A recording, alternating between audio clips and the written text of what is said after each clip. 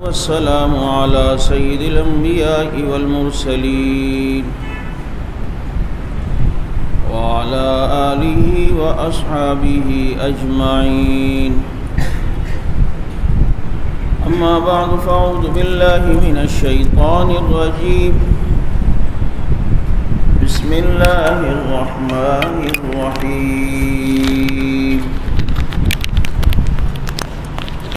ألا إن أولياء الله لا خوف عليهم ولا هم يحزنون.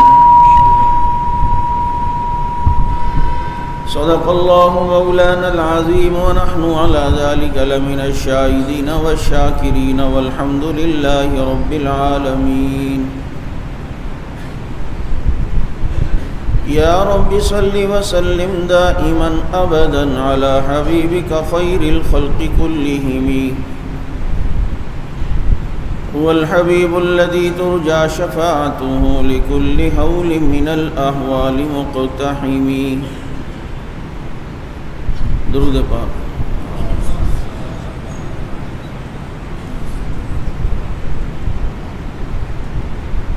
واجب الاحترام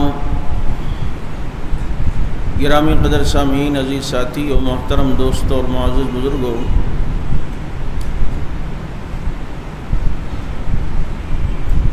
ربیع الاول کے مہینے میں آپ حضرات کے سامنے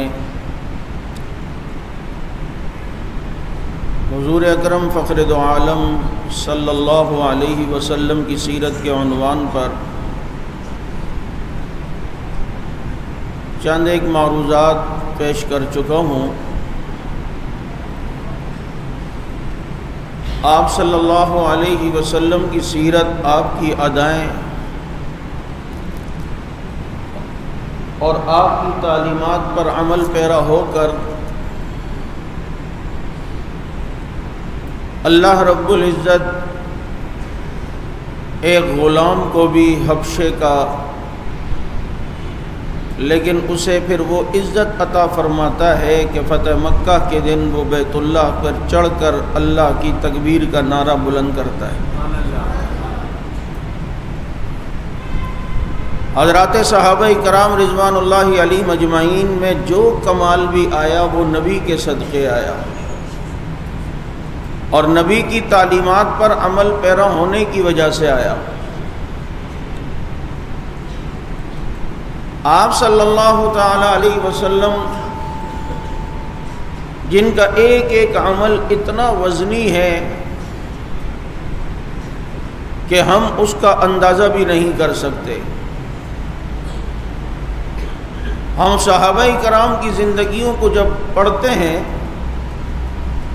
تو ان کی زندگیوں میں آپ صلی اللہ علیہ وسلم کا اتباع کوٹ کوٹ کے نظر آتا ہے. اس لیے سیرت کے دو پہلو ہیں. سیرت کا ایک عنوان اور پہلو تو وہ ہے کہ جس کو ہم صرف سن سکتے ہیں، اس پر اجر ملتا ہے، اس پہ ثواب ملتا ہے، لیکن اس طرح ہم بن نہیں سکتے. اور ایک پہلو سیرت کا وہ ہے کہ جس پر ہم عمل پیرا ہو سکتے ہیں. لیکن عموماً دیکھا گیا ہے کہ سیرت کا وہ عنوان کہ جس کو ہم سنیں تو صرف ثواب ملتا ہے، روح کو تسکین ملتی ہے، دل کو سکون ملتا ہے، لیکن ویسے ہم بن نہیں سکتے. زیادہ ہم کوشش کرتے ہیں کہ اس طرح کی سیرت پر بیان ہو، اور جو ہمارے بس میں ہے سیرت پر عمل کرنا، اس طرف شاید ہمارا مزاج بہت کم ہوتا ہے. مثلا سیرت کا یہ عنوان کہ ہم نبی کے معراج کا ذکر کریں کہ میرے پیغمبر کو حضرت جبریل علیہ السلام لے آئے اور براق پہ بٹھایا اور براق نبی کو لے کر گئے اور آسمانوں کو کراس کرتے ہوئے نبی گئے سدرۃ المنتہا پہ پہنچے، بیت المعمور پہ پہنچے، وہاں نبیوں کی نماز پڑھائی.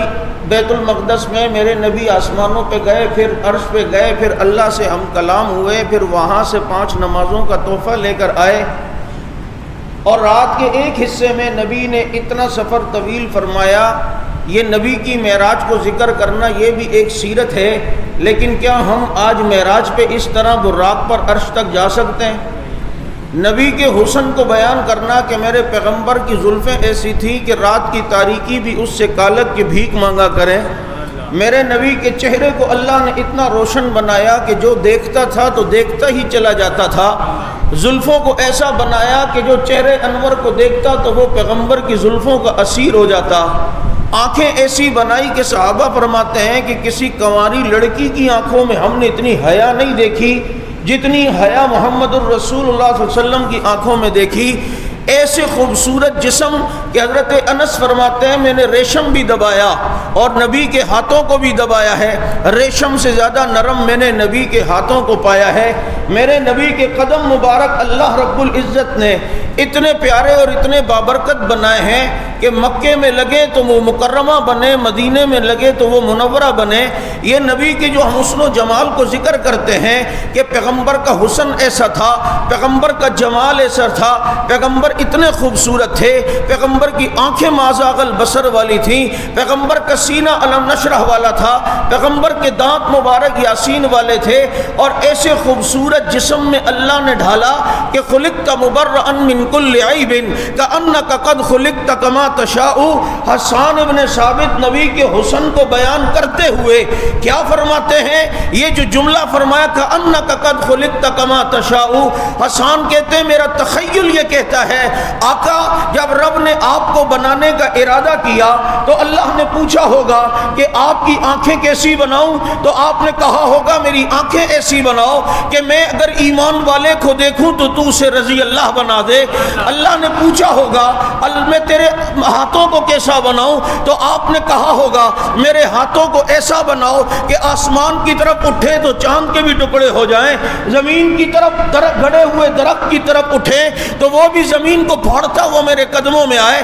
اللہ نے آپ سے پوچھا ہوگا کہ آپ کا حسن کیسا بناؤں، تو آپ نے کہا ہوگا ایسا حسن بنانا کہ دنیا کے کوئی محبوب ہوتے ہیں لیکن میں تیرا محبوب بن جاؤں۔ حسان کہتے ہیں میرا تخیل آپ کا حسن و جمال اور خوبصورتی دیکھ کے ایسا لگتا ہے کأنک قد خلقت کما تشاء، آپ رب کو بتاتے گئے ہوں گے اور رب آپ کو بناتا گیا ہوگا۔ اب یہ سیرت کا عنوان مزہ آتا ہے یا نہیں؟ لیکن کیا ہم ایسے حسین بن سکتے ہیں؟ اس حسن کی طرح حسین اپنا حسن بنا سکتے؟ کہاں سے بنا سکتے؟ جس حسن کو امی عائشہ بیان کرتے ہوئے کہتی ہیں اور لوگوں مصر کے یوسف کو دیکھنے والوں نے انگلیاں کاٹی ہیں، میرے محمد کے دیکھنے والے دل پہ چھریاں چلاتے انہیں پتہ نہ چلتا۔ یہ حسن کا ایک عنوان اور سیرت کا ایک عنوان کہ میرے پیغمبر اتنے حسین و جمیل، میرے پیغمبر معراج پہ گئے۔ پھر ایک عنوان نبی کے معجزات کا آتا ہے کہ جی نبی کے معجزات، اور ایک روایت میں آتا ہے کہ نبی نے فرمایا اللہ نے جس نبی کو جتنے امتی دیے ہیں اس نبی کو اتنے معجزات دیے ہیں۔ اب اس سے اندازہ کریں کہ میرے نبی کے معجزات کتنے ہوں گے۔ یہ یاد رکھیں بعض معجزات براہ راست ہیں، بلا واسطہ ہیں، بعض بالواسطہ ہیں۔ آج اگر کوئی شخص سختیوں اور تکلیفوں کے باوجود بھی دین اسلام پہ کھڑا ہوا ہے، یہ بھی میرے پیغمبر کا معجزہ ہے۔ اگر احمد بن حنبل کی استقامت ہے تو وہ میرے نبی کا معجزہ ہے، اگر امام ابو حنیفہ کا تفقہ ہے تو وہ میرے نبی کا معجزہ ہے، اگر امام مالک اگر امام مدینہ بنے تو یہ بھی میرے نبی کا معجزہ ہے، اگر شاہ ولی اللہ وقت کے محدث بنے یہ بھی نبی کا معجزہ ہے، قاسم نانوتوی قاسم العلوم والخیرات بنے یہ بھی نبی کا معجزہ ہے، رشید احمد گنگوہی ثانی ابو حنیفہ بنے یہ بھی نبی کا معجزہ ہے، اشرف علی تھانوی حکیم الامت بنے یہ بھی نبی کا معجزہ ہے، اور عطا اللہ شاہ بخاری امیر شریعت بنے یہ بھی نبی کا معجزہ ہے، اور حق نواز اگر امیر عظیمت بنے یہ بھی نبی کا معجزہ ہے۔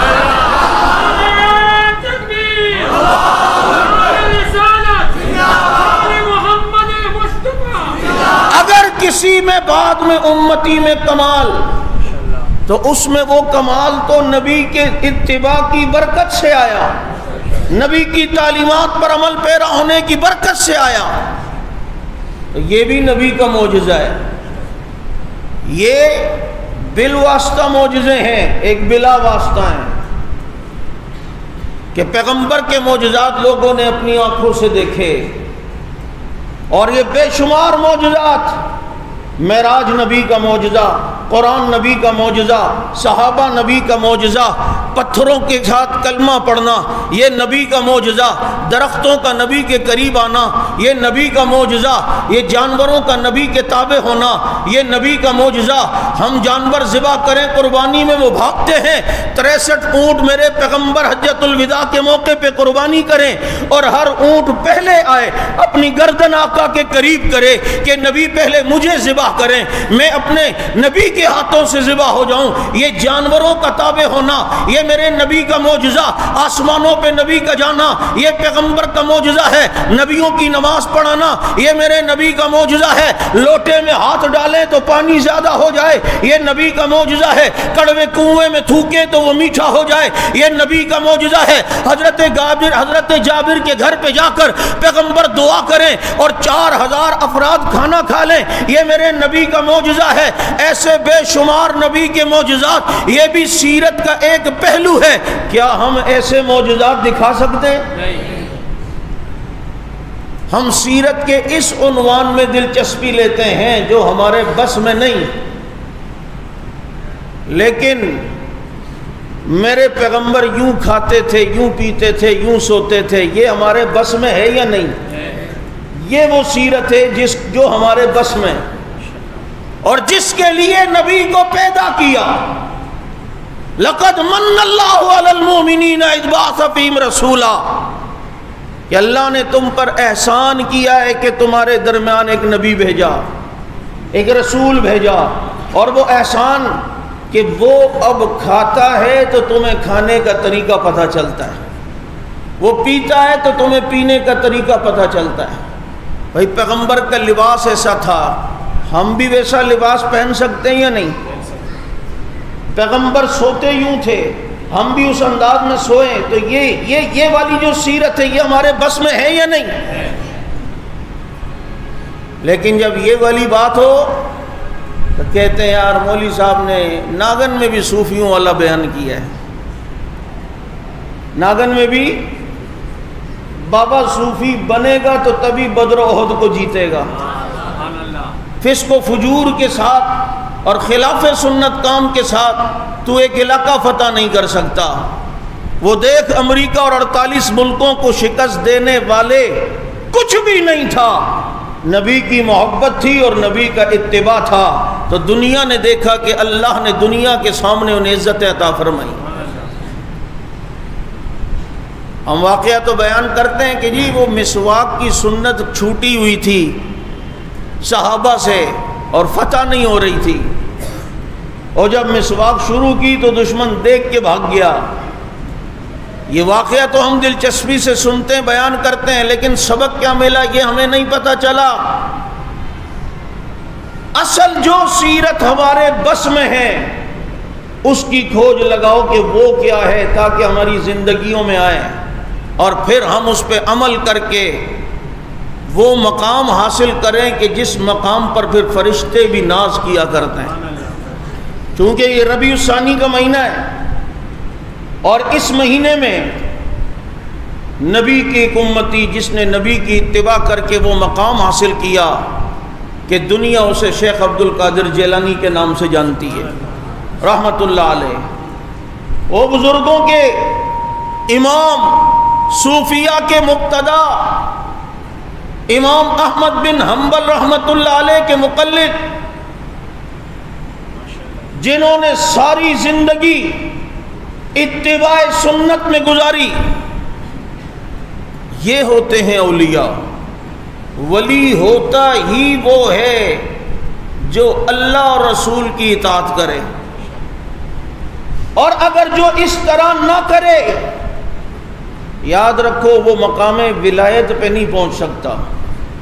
الحمدللہ علماء دیوبند اولیاء کرام کو مانتے بھی ہیں اور ان کی مانتے بھی ہیں اور ان سے محبت بھی کرتے ہیں، لیکن ولایت ہے کیا، اس کی کسوٹی کیا ہے، اس کا پیمانہ کیا ہے؟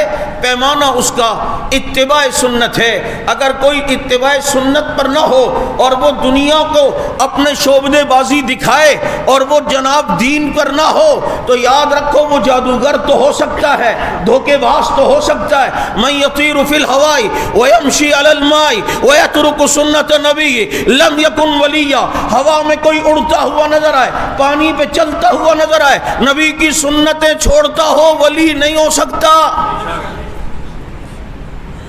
اور ادھر تو فرائض کے فرائض چھوٹ رہے ہیں۔ سوچو بھائی، آپ اپنے بچے کو، آپ کو کوئی بتائے کہ آپ کا بیٹا آج کل چرسیوں کے ساتھ بیٹھتا ہے، پریشانی ہوگی یا نہیں؟ پکڑو گے اس کو؟ نہیں روکو گے یا نہیں؟ آپ اسے منع کرو گے؟ نہیں، خبردار، فوج لگاؤ گے، غلط ماحول میں نہیں بیٹھو۔ اور گدی پہ بیٹھ کے کوئی سٹے کے سٹے لگا رہا ہو اور تو کہے کہ جناب حضرت پہنچے ہوئے ہیں۔ ہمارے علاقے میں ایک پاگل ایسا کہتا ہے یہ میرے پیر کی کرامت ہے، لوگ ایک سگریٹ پیتے دماغ پہ چڑھ جاتی ہے، پوری پوری راڈ پی لیتا ہے، اسے پتہ ہی نہیں چلتا، اسے پتہ ہی نہیں چلتا۔ میں نے سوچا بڑے ہو کے پائلٹ بنوں گا، فراز چرس کا ایک سٹا لگایا، خود ہی بن گیا جہاز۔ تو اب یہ چیزیں ہیں، اس کو تو کوئی بھی میرے خیال میں نہیں مانتا ہوگا، لیکن ان چیزوں کو بھی کوئی یہ کہ یہ اولیاء کو نہیں مانتے، بزرگوں کو نہیں مانتے، تو اس کی بے وقوفی ہے کہ یہاں عورتیں بیٹھی ہوں، اس کے سروں پہ ہاتھ بھی لگ رہا ہے، اس کو تھپکیاں بھی دی جا رہی ہیں، وہ ان کے سامنے بال کھول کے ڈانس بھی کر رہی ہیں، بابا جی ان کو گلے بھی لگا رہے ہیں، اور جناب ان کے ساتھ باتیں بھی دلچسپی کے ساتھ ہو رہی ہیں۔ کوئی مرد مرید آئے اس کو صحیح منہ بات ہی نہیں، کوئی عورت مرید دینی آ جائے اس کو پوری توجہ اور پورے فیض کے ساتھ حضرت متوجہ ہو کر فیض منتقل فرمائیں، اور یہ پھر دعویٰ کرے کہ میری ولایت ہے اس نبی کا نام لے کر کہ جس نبی کے بارے میں صحابہ فرماتے ہیں ساری زندگی اس نبی نے، ہمارے نبی نے کسی غیر محرم کے ساتھ ہاتھ ملا کر بیعت نہیں کی ہے، غیر محرم کے ساتھ کبھی نبی نے ہاتھ نہیں ملایا۔ نبی کا دل پاک صاف، کیونکہ یہ دل پاک صاف والے فلسفے بھی آج کل بہت ہے نا۔ عورتیں سے کہہ دو پردہ کیوں نہیں کرتی، دل کا پردہ ہونا چاہیے، ناتی کیوں ہو، دل کی صفائی ہونی چاہیے نا، میل اوپر بھلے لگی رہے، نہیں سمجھ آ رہی؟ دل کا پردہ ہونا چاہیے۔ یہ دل کا پردہ کہ کیا مطلب ہے؟ تیرے دل کا پردہ خاتون جنت فاطمہ الزہرا سے زیادہ ہے؟ امہات المومنین سے تیرے دل کا پردہ زیادہ ہے؟ تیرے دل کا پردہ پتہ ہے ہمیں کتنا پردہ ہے؟ دل کے پردے تو ان کے ہیں وَيُطَهِّرَكُمْ تَطْهِيرًا، جن کو پاک رب نے کیا اور قرآن میں اعلان کیا امہات المومنین کے لیے کہ اللہ نے ان سے ہر فسق و فجور کو دور کر دیا ہے۔ صرف دور نہیں کیا، محبوب تیری بیویوں کو پاک کیا ہے، اور کیسا پاک کیا ہے کہ خدا نے قرآن میں کہہ دیا الطیبات للطیبین والطیبون للطیبات، پاک بیویاں پاک مردوں کے لیے، پاک مرد پاک بیویوں کے لیے۔ رب نے بتا دیا جس نے نبی کی بیویوں کی پاکی دیکھنی ہو وہ نبی کی بیویوں کے شوہر کو دیکھ لے۔ ان سے زیادہ دل کا پردہ کس کا ہے؟ یاد رکھو، نبی کے طریقے سے، اتباع سے، نبی کی تعلیمات سے ہٹ کر اللہ کبھی بھی راضی نہیں ہو سکتا ہے، کبھی بھی اللہ راضی نہیں ہوگا۔ اولیاء کرام جنہوں نے مجاہدے کیے، محنتیں کی، اور وہ محنتیں گناہوں کو چھوڑنے کی تھیں، وہ محنتیں اللہ کو راضی کرنے کی تھیں، وہ محنتیں نبی کی اتباع کی تھیں، اور یہی محنت اور اس میں مجاہدہ اور اس میں آنے والی تکلیفوں کو برداشت کیا شیخ عبد القادر جیلانی رحمت اللہ علیہ نے۔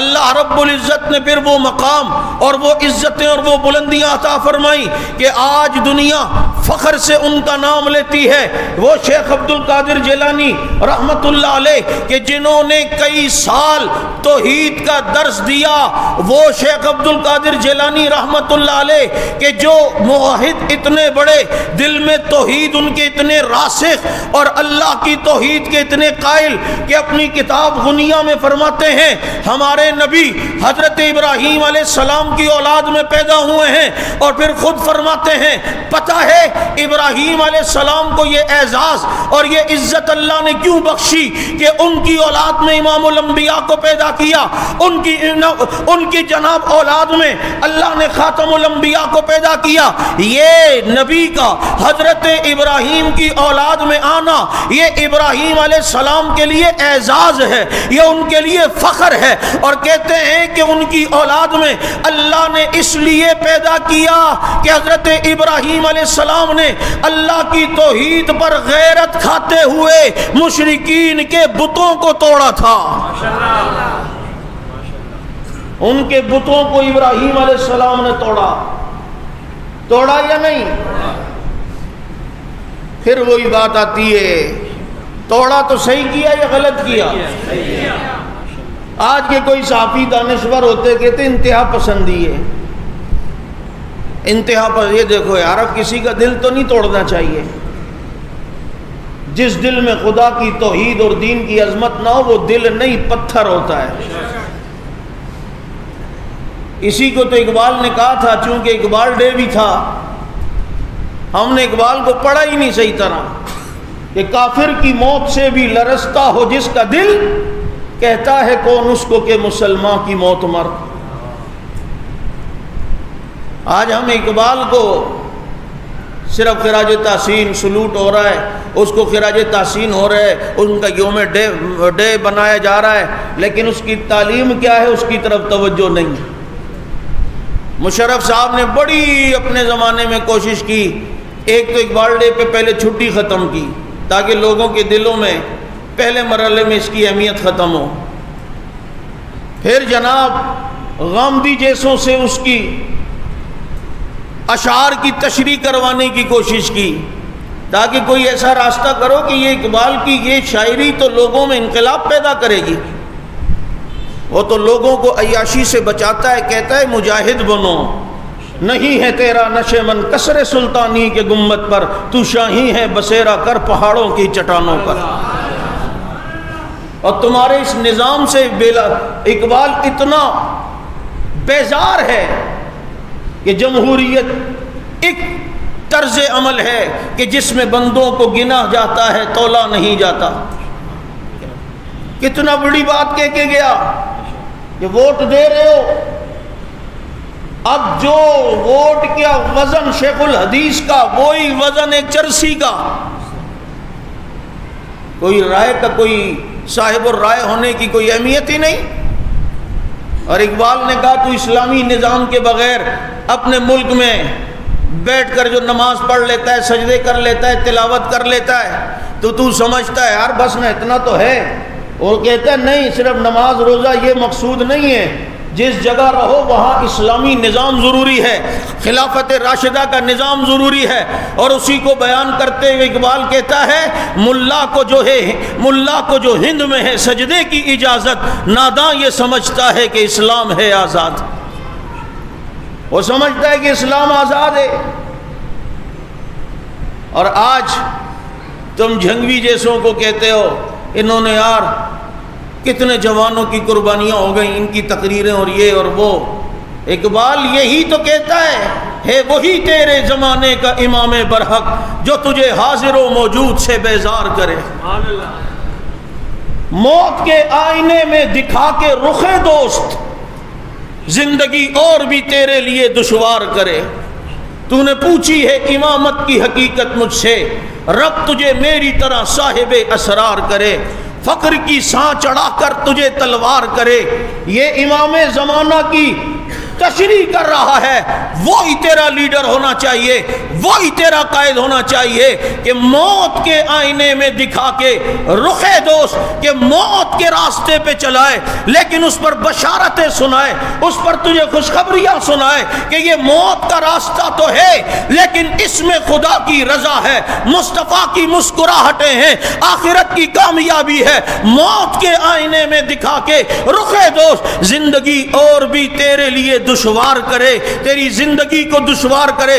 کبھی 4 شیڈول کا مسئلہ ہے، کبھی جناب پابندیوں کا مسئلہ ہے، کبھی ہتھکڑیوں کا مسئلہ ہے، کبھی روپوشیوں کا مسئلہ ہے۔ کہا جو مولوی تجھے ان کاموں پہ لگائے ہے وہی تیرے زمانے کا امام برحق۔ شاعر مشرق تو مانتے ہو لیکن کلچر مغرب والا، شاعر مشرق تو مانتے ہو لیکن نظام مغرب والا، یہ مغرب کی طرف ڈوبتا سورج بتا رہا ہوتا ہے، مغرب کے پیچھے جاؤ گے تو ڈوب جاؤ گے، مشرق کی طرف چلو گے تو انشاءاللہ ابھر جاؤ گے۔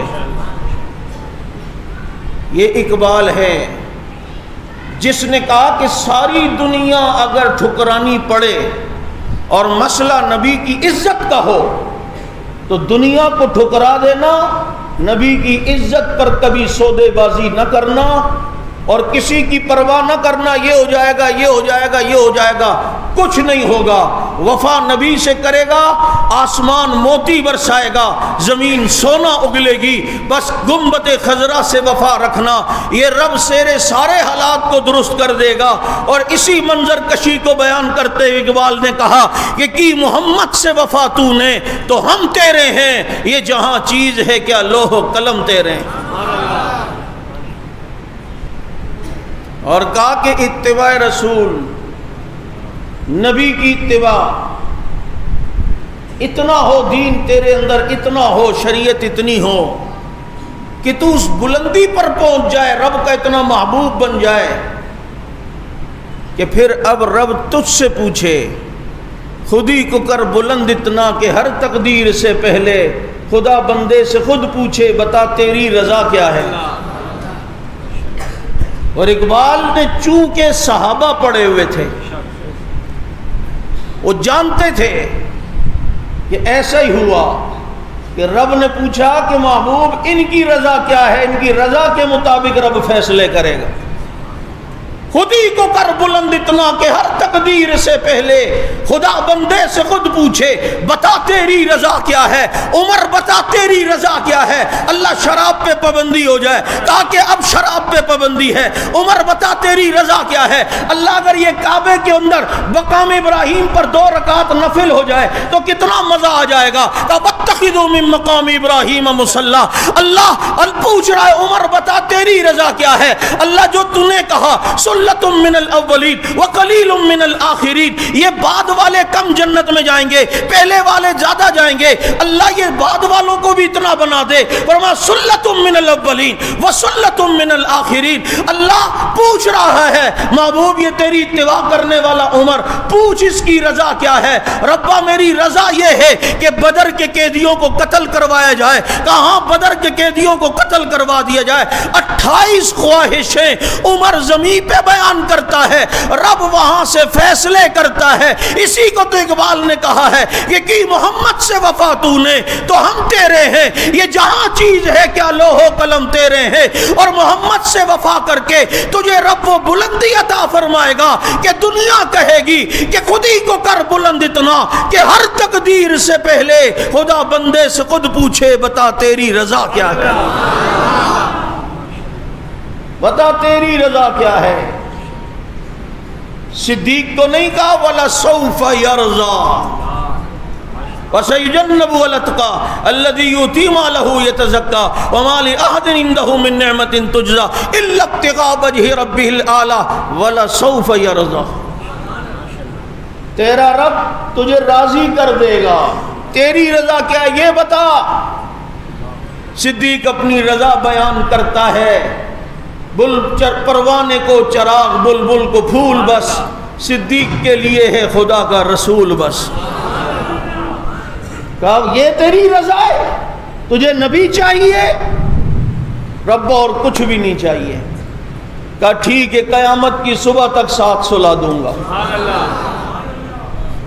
قیامت کی صبح تک تیرے قریب کر دوں گا، قیامت کی صبح تک تیرے ساتھ ہوگا، جلنے والا جلے گا، محبت کرنے والا خوش ہوگا۔ اللہ تیرا شکر ہے خوش ہونے والوں میں سے بنایا ہے، اور اسی میں بنا کے رکھنا۔ اللہ نبی چاہیے، کہ ٹھیک ہے نبی چاہیے، قیامت تک تیرے ساتھ ہی ہوگا، غار میں بھی تیرے ساتھ، مزار میں بھی تیرے ساتھ۔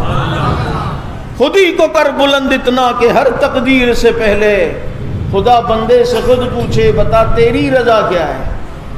یہ پڑھ صحابہ کو، تیری رضا کیا ہے؟ ادھر رضا صحابہ کی پوچھ رہے ہیں۔